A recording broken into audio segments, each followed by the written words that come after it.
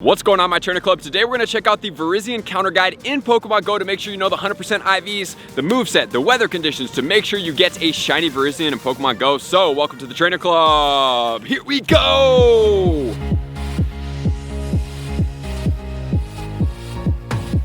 Welcome back, everybody. Let me know in the comments below, are you excited about Virizion in Pokemon Go? Which one of the Swords of Justice is the shiny that you are looking out for the most?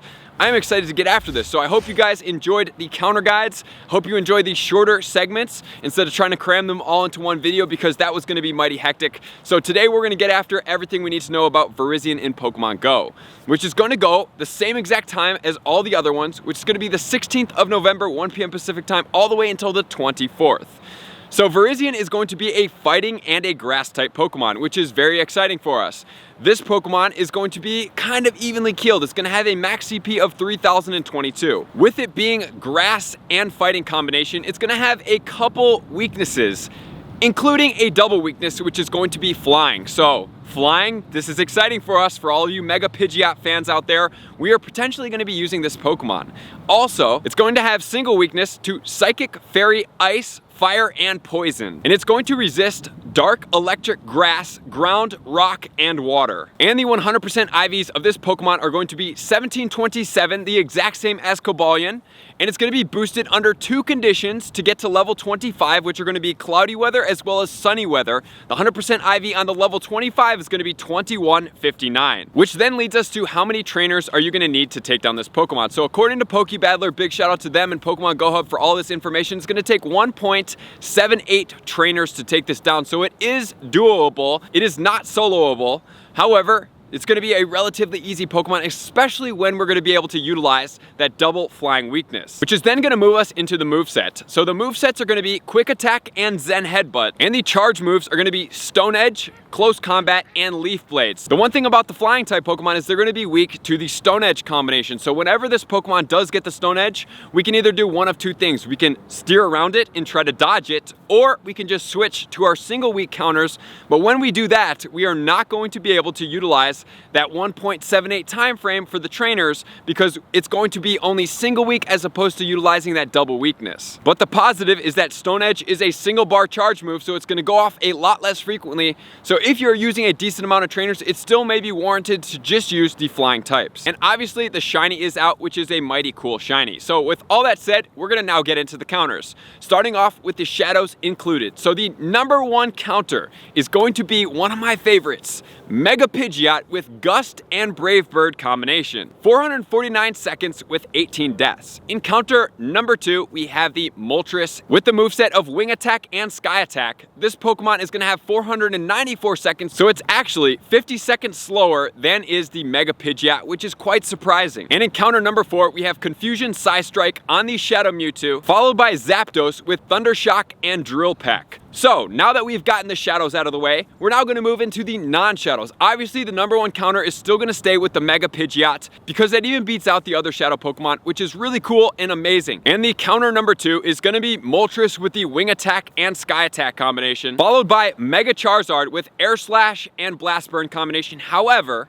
be careful with Mega Charizard because it is going to be double weak to the rock. So that is going to be problematic whenever Stone Edge is a factor. Same goes for Moltres. Both of those Pokemon are double weak to the Stone Edge. Next, we have Honchkrow with Peck and Sky Attack combination. This Pokemon is also going to be weak to the Stone Edge combination. It will resist the Psychic, and it's going to be neutral to the fighting because it's a flying type. And then in counter #5, we have Rayquaza in the all flying type combination with Air Slash and Aerial Ace. In counter #6, we have Ho-Oh with Hidden Power in the flying form and Brave Bird. In counter #7, we have Staraptor with Wing Attack and Brave Bird, followed by Tornadius with Air Slash and Hurricane, followed by what I think is pronounced Braviary with Air Slash and Brave Bird combination, followed by Unpheasant with Air Slash and Sky Attack. And then finally, we have the first non-flying type Pokemon, which is going to be Mewtwo with Confusion and Psystrike combination. This Pokemon is going to take 618 seconds to take it down compared to the Mega Pidgeot at 450. And then we have Zapdos,